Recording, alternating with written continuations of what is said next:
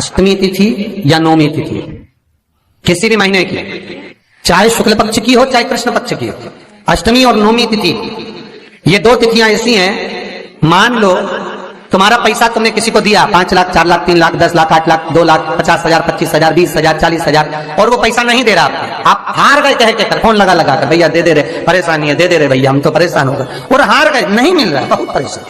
तो महाराज किसी भी अष्टमी या नौमी तिथि के दिन आप मां जगतजननी जगदम्बा का शिव के साथ में शिव शक्ति का स्मरण कर कर देवी के नाम की 9 आहुतियां सूखे बीले की, मतलब बीला जो सूख चुका है, फल जो सूख चुका है, उसकी 9 आहुतियां अग्नि में शंकर और सती के नाम से, शंकर और शिव के नाम से समर्पित करें और आखिरी आहुति जो समर्पित करें उसमें थोड़ा सा भाग तिल का, और तिल भी काली नहीं चढ़ती उसमें, श्वेत तिल का भाग उसके साथ लगाकर समर्पित करें और जिससे धन लेना है उसका नाम लेकर वो समर्पित करें महाराज, उसको सुध आएगी और वो पैसा किसी भी हाल में आपके हाथ में थमाकर जाएगा ही, ये पक्का है। उसकी आहुतियां, हे जगतजननी हे जगदम्बा, तेरा नेत्र बिंदु से जो प्रकट हुआ वृक्ष है बेलपत्र का, उस वृक्ष की एक एक जड़ हो, टहनी हो, डाली हो, फल हो, शूल हो, वो सब मुझे अंगीकार है, मुझे स्वीकार, मुझे स्वीकार। उसका आनंद सुख देने वाला है जगदम्बा मां पार्वती शिव जी के साथ में आनंद में विराजमान।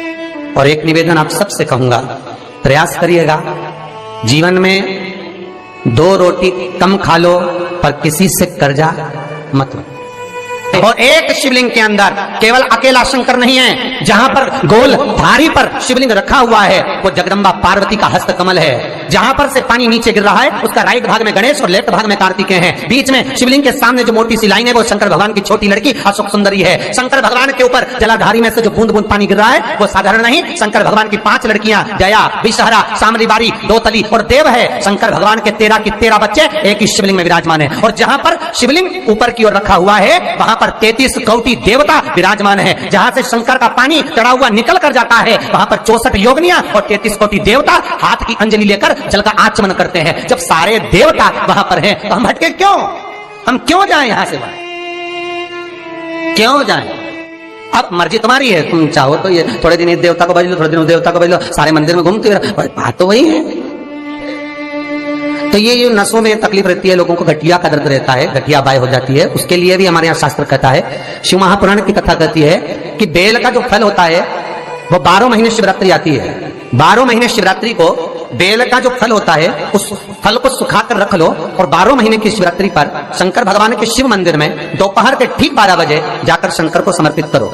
1 लोटा पानी चढ़ा दो, बेलपत्र समर्पित कर दो, उस बेल के फल को उठाकर लिया और उस बेल के फल को उठाकर उसका थोड़ा सा भाग अपने भोजन में या आहार में उसको ग्रहण करना प्रारंभ कर दो, बस थोड़ा सा।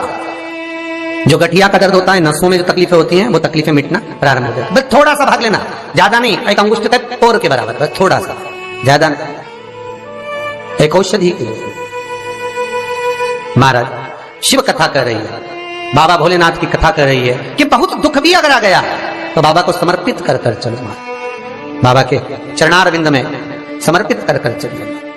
और ध्यान दीजिएगा, भगवत भजन के लिए जो समय बाबा ने दिया है वो पूर्ण समय हम भगवान को समर्पित करें।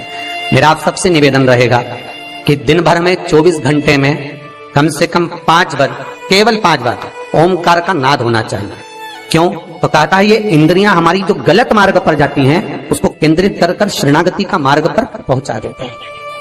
केवल एक परीक्षा में बैठने वाला व्यक्ति, एक परीक्षा में बैठने वाला लड़का लड़की, कोई एग्जाम में बैठ रहे हैं, कोई परीक्षा में बैठ रहे हैं और वो एग्जाम निकल नहीं रहा, तो गाय के दोनों सींगों के अग्रभाग, ऊपर का भाग, उसको हमारे यहाँ कैलाश पर्वत माना गया है, उस पर शहद लगाकर, उसके अग्रभाग में शहद लगाकर, बेलपत्री के मध्य भाग में उस सींग का शहद लेकर मध्य भाग में लगाकर शिवलिंग पर चिपका दीजिए सामने, और ओमकार का नाद कर कर उस पत्ते को निकाल लीजिए, उसका शहद मस्तक पर चंदन में घोल कर तिलक लगाकर परीक्षा में जाकर बैठिए।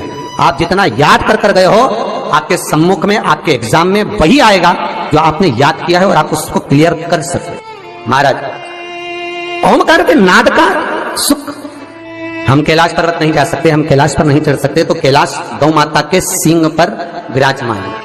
अग्रभाग जो है हम कैलाश पर्वत ही मानते हैं कि माँ आपके ये मस्तक पर जो अग्रभाग है, सींग जो है, ये हमारे लिए आप कैलाश का भाग ही है, कैलाश ही है माँ। ये प्रेम, ये वात्सल्यता, ये स्नेह था।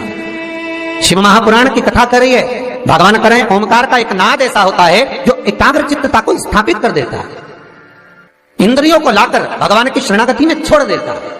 भगवान की शरणागति 21,600 श्वास में से मात्र थोड़ी सी श्वास प्रतिदिन 24 घंटे में से कुछ मालूम पड़े 5 बार, 3 बार, 2 बार ऐसा नाद ओमकार का हो जिससे हमारा मिलन परमात्मा से हो, हमारा मिलन।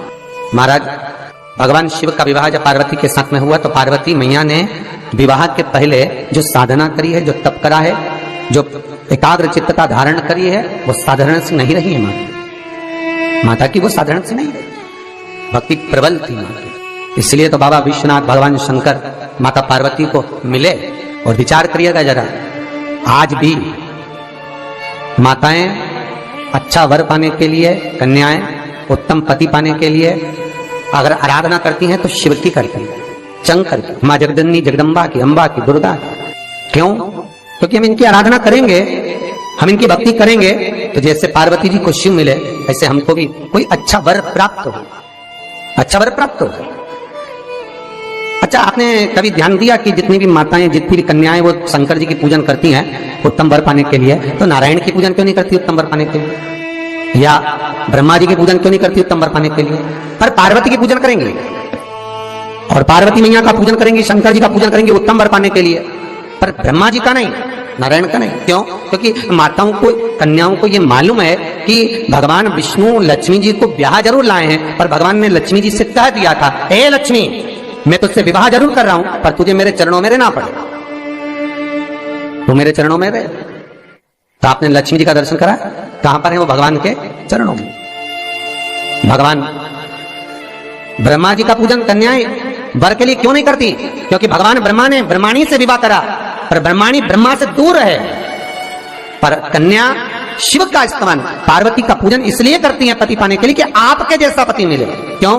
क्योंकि शंकर भगवान स्वयं नीचे हैं और मां जगत जननी जगदम्बा को उन्होंने ऊपर बिठा रखा है। किसी भी शंकर जी के मंदिर में जाकर देखना, शंकर का शिवलिंग नीचे होगा और पार्वती सामने हाथ जोड़ी हुई ऊपर नजर।